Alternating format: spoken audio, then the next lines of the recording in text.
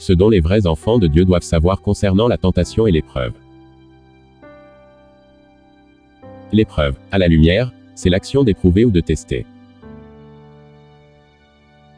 Alors, Dieu nous met toujours en épreuve, nous ses vrais adorateurs. L'épreuve en quelque sorte est comme un examen à la fin de leçon dont le professeur a besoin de savoir si son enseignement a été bien capté. Ce n'est pas pour nuire ses élèves, par contre ça fait les surmonter.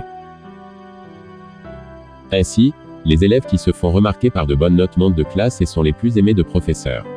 Au fait, ceux qui réussissent dans les épreuves de Dieu deviennent de plus en plus ses vrais aimés et il se sent fier d'eux. 2 Corinthiens chapitre 2 verset 9.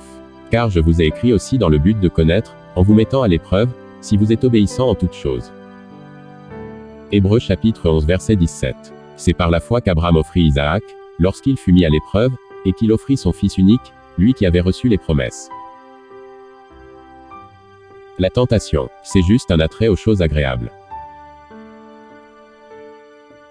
En effet, la tentation c'est une inclinaison, soit ce qui attire agréablement ou le goût qu'on a pour quelque chose d'agréable. Mais cet attrait nous incite toujours au mal, nous les hommes et surtout les vrais adorateurs de Dieu, en seul but de devenir enfants rebelles devant notre Créateur Jésus-Christ. Ainsi, le seul tentateur qui induit l'homme au péché est Satan. Dieu ne tente jamais, par contre il nous met en épreuve. C'est Satan qui tente. 1 Timothée chapitre 3 verset 5.